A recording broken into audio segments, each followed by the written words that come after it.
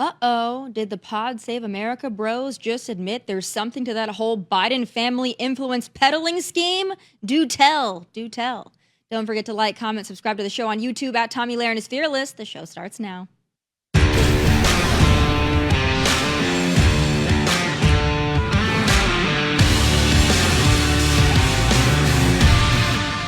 Me and James Carville, who hasn't run a race in 40 years, and David Axelrod, who had one success in his political life, and that was Barack Obama. And that was because of Barack Obama, not because of David Axelrod. And David Plouffe, and all of these guys, and the Pod Save America guys, who were junior speechwriters in, on Barack Obama's Senate staff, who have been dining out on the relationship with him for years, making millions of dollars. So after that totally hinged and completely sane former first son Hunter Biden name-checked the Pod Save America bros in that totally hinged and completely sane rant, the Pod Save stooges responded on, it's safe to say the girls are fighting again. But mostly it is 3 hours of Hunter playing the victim, and he rages at us and he rages at Axelrod and Clooney. But the problem was the voters. I know. And they never That's all I addressed wanted that. to say. The voters thought Joe Biden was too old. And when it comes to the attacks on Hunter himself, okay, what if we just stipulate for the hypothetical, yes, okay, all your business dealings were above board and legal. All your paintings were purchased by art lovers who loved the product and didn't know your name. Trump is worse. You were on the board of Burisma because of who your dad is. And that is what people hate about Washington. And it was part of the problem. And there's some other weird, he said blames the debate on Biden's staff, saying they gave him Ambien on his foreign trip. But Biden got back from the G7 on June 14th. The debate was June 27th. Ambien. If Ambien was the issue, I don't think it's Ambien, it's age. Also, right? it's he was tired, so they gave him Ambien? Also, allow me to rant one more second. His big beef is that Republicans stick together and Democrats are united. But he's obsessed with this show, obsessed with George Clooney. They don't talk about Gaza until 2 hours and 50 minutes into the interview. I'm guessing that was the bigger threat to party unity than a George Clooney op-ed. You know what I mean? It's just this sense of entitlement that from Biden, from his family, from the inner circle, that he was owed the presidency, owed a second term. It is just very grating. It is grating. But the Ambien stuff aside, did they just admit that at the beginning there that maybe that whole on the board of Burisma thing and the other allegations of entitled pay-to-play influence peddling that we've all been talking about for years is right on the money? That's really all it took to get the admission from those dorks, huh? They got their little feelers hurt by Hunter in some bizarre interview, and then and only then they were willing to hint at the unsavory business dealings of family Biden. Perhaps Hunter should just keep talking and let's see what else we find. Joining me now is Townhall.com political editor and the Guy Benson Show host, Guy Benson, who I'm so happy to have today. Thank you so much for being with me, Guy. Hey, Tommy. So I know we have limited time. I do want to talk a little bit about the whole Hunter Biden thing, just briefly, because I think it's so interesting. I think this guy's going to keep talking, and I think we're going to find out so much more from Hunter himself than any of the other investigations that went on into the family business and everything else that Comer and others have been trying to uncover for years in Congress.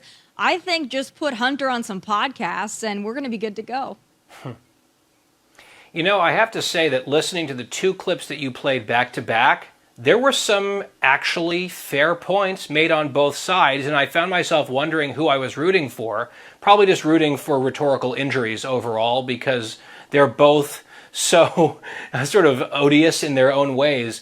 But I was struck by a few different things that we heard. At the end of the Pod Save Bros little kvetching session there, they were saying that Joe Biden was acting like he was owed the presidency, that the family was, and the inner circle was acting like they were owed a second term.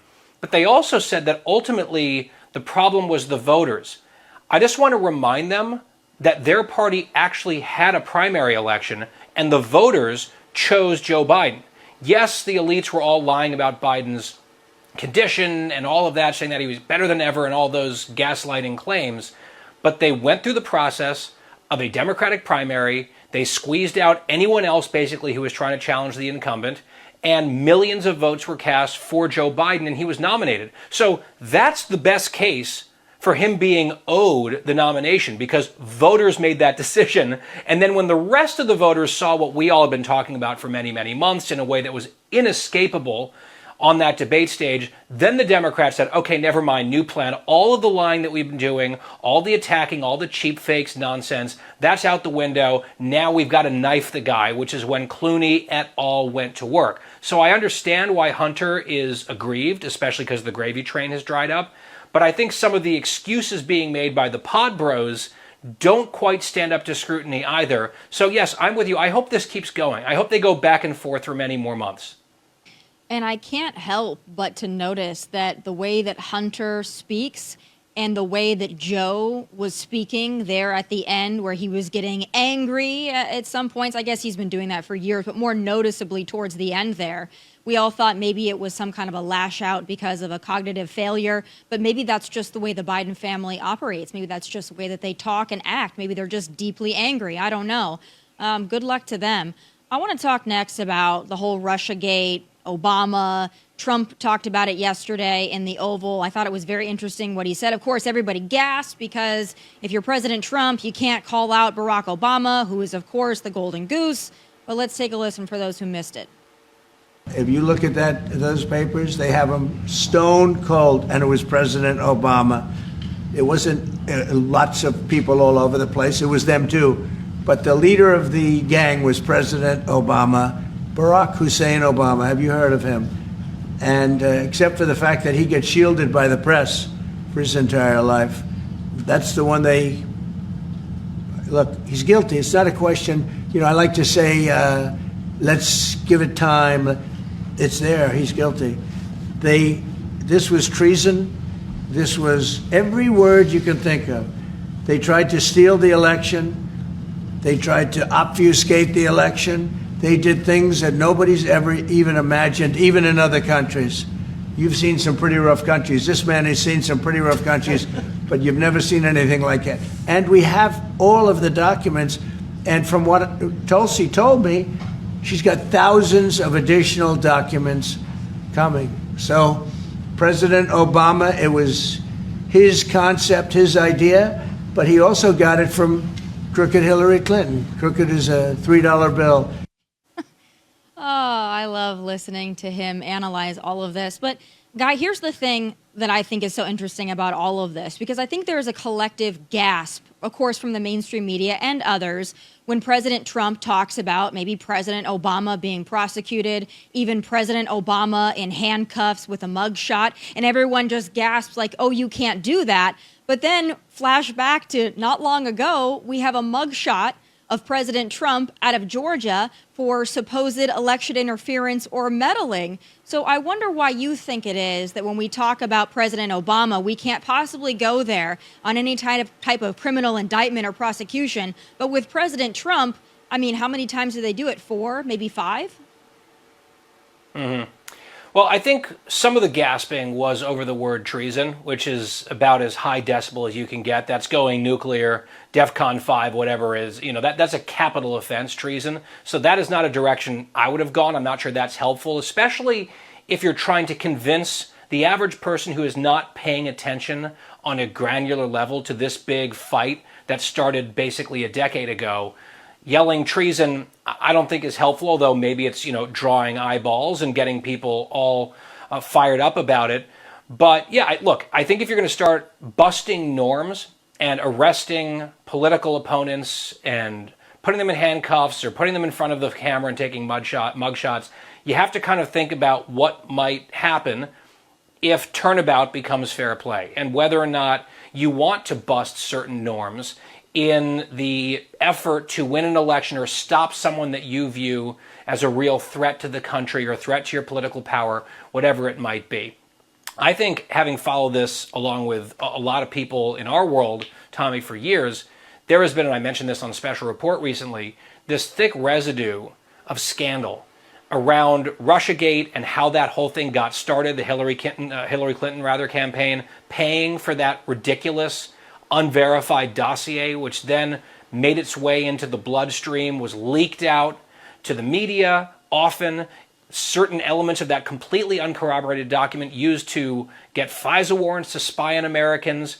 You had this moment after Trump was elected. So they weren't stealing the election. It was after he won, but they were trying to undermine him coming in. They were going to, the intelligence community, according to these new documents, say, yeah, we didn't really see this type of interference that impacted the election or hacked the election. And someone in that world, FBI, CIA, said, absolutely not, let's have a meeting. And then after that meeting, the talking points went out, the investigation officially started, apparently at the president's direction, President Obama's direction, and the rest was history. I don't think we have the full picture yet. I think that we need a full picture. I think that we need accountability, because obviously some of the dirtiest, at least in my view, it's obvious, some of the dirtiest tricks I've ever seen in American politics were pulled, certainly leading up to the election and undoubtedly after Trump won that election, to create a cloud that hung over almost the entirety of his first term, trying to delegitimize him as a real duly elected president, trying to portray him as some sort of Manchurian candidate, who was embedded into American politics by the Russian government, all of that stuff, which was ultimately never borne out, was indeed disproven by multiple investigations between the Durham investigation and some of these new disclosures and revelations.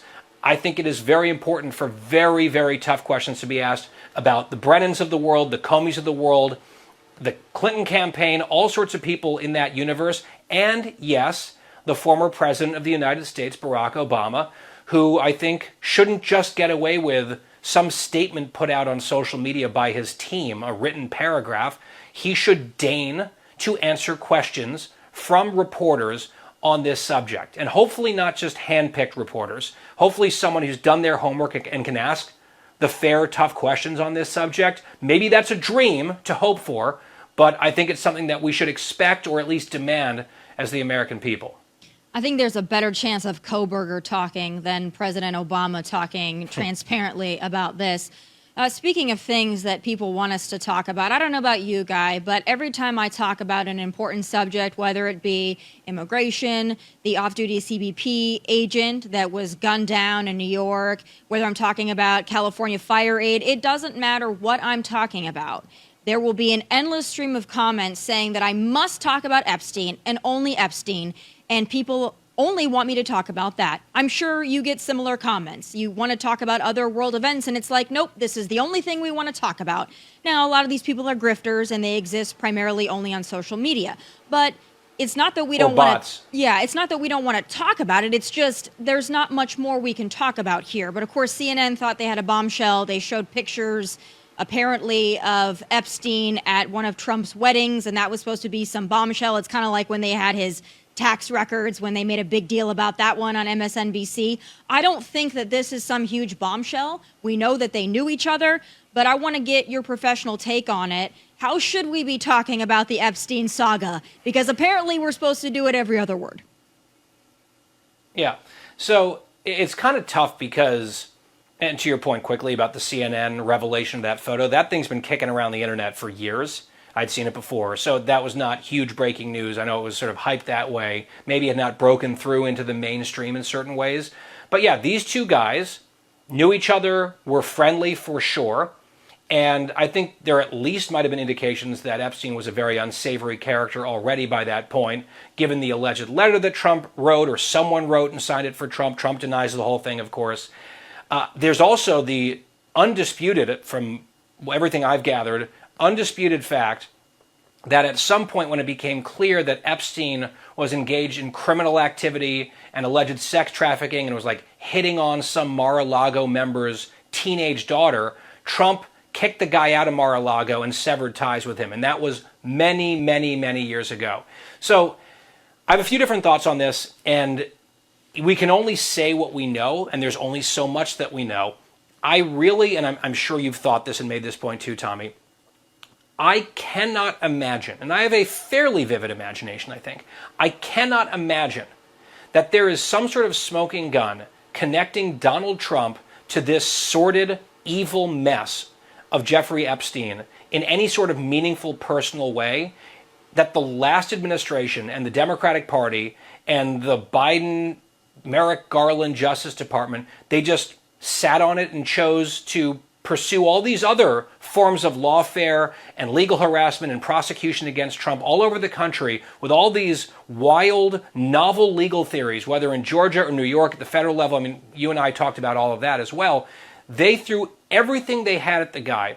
But you're telling me they had something even approaching a smoking gun on Epstein and they just chose not to go there? That makes absolutely no logical sense whatsoever, given the ruthlessness that we know that they did exhibit during Trump's, in-between terms period, especially after he announced he was running again. So that doesn't make sense to me. I do think there's a lot of mystery here. Clearly, deeply dark, heinous, disgusting things happened with Jeffrey Epstein and Ghislaine Maxwell and other people around them. I think that maybe we really don't have a full picture of who is implicated in the chronic abuse of children. Let's call it what it is. Just habitual sexual abuse of children. It's about as evil as it gets. Epstein's dead. Maxwell's in prison. I guess they're sending someone to talk to her. I can't imagine she hasn't been talked to already about these things during an investigation, but you never know. The whole thing smells to high heaven. As I've said publicly, Tomi, I'm not a conspiratorial person, usually at all. I'm usually the guy being like, oh, let's be rational, let's be reasonable. On the whole Epstein overall scandal, I'm actually open to conspiracy theories because it is so bizarre to me, and the way it's been handled from start to finish doesn't make sense. I'm not blaming that on any individual person. I think the Democrats all of a sudden having interest in this just as a means of dirtying up Trump and trying to drive a wedge in Trump's base is cynical politics and nothing more. They could have done something about this if they wanted to. They didn't care. It was a conspiracy theory to them until it maybe is like useful for half a second for them. So I'm not really buying into all of that very much or reading too much into it. I just don't know what happened. I'm not sure we're ever going to get the entire truth. I would like for this whole thing to be resolved as transparently as humanly possible. And I think that the Trump administration has not handled it terribly well by hyping it to the hilt and then kind of dripping some certain things out and then saying, okay, never mind, it's all over. Then people got mad. Okay, maybe it's not over. We'll do this. Some of it seems like window dressing to mollify those people. So that's a very long-winded way of saying, I don't really know what the truth is. I want us to get to the truth. I'm skeptical that there's like bombshell type stuff, certainly against Trump. But I also think that things have been hidden from us and are still being hidden from us. And I would love to know what those things are. I just don't know if we ever will. In the last minute I have with you, do you think, given where things are now, and we know that there was some directive from President Trump to have AG Pam Bondi release more information, grand jury testimony, and the like, so hopefully that's coming, we don't know. But do you think where we sit now, is it time for the political influencers on both sides, especially the MAGA side, is it time for them to let this go, at least for now? Or do you think this should be the topic of conversation as it has been for the last 3 weeks, just repeatedly? Oh, it can be a topic of conversation. I understand some effort to pressure people to be fully transparent and release everything. I get that. But it does seem bizarre to let it be the overwhelming issue where every response to every question or topic is, well, what about Epstein? When there are a lot of really important other questions out there and other achievements, frankly, out there from President Trump and really big questions and challenges moving forward, I think it's an advantage to the Democrats if the Republican base or the MAGA base is splintered and distracted. I'm not saying this is not a legitimate issue at all. I do feel like it has gotten outsized attention and an ongoing fixation on it at the detriment or the crowding out of everything else. I think, at least on a political level, makes absolutely no sense whatsoever. Yeah, and again, we've got hundreds of thousands of missing migrant children and probably hundreds of thousands of children in general being trafficked around this country and the world currently. And I wish there was as much attention and focus on that as there is just getting files. Both are important, but there are people that are being abused right now, and I wish that there was more attention on them. Guy, I know you got to run. Thank you so much for taking the time. I believe I'm going to see you on the Outnumbered Couch on Friday, and I look forward to it. Yes, ma'am. Looking forward to that. Thanks for having me here. Thanks so much, Guy. All right, folks, remember that glitzy, star-studded California FireAid concert that raised $100 million in public donations? Well, where the hell did all that money actually go? I have questions and some final thoughts.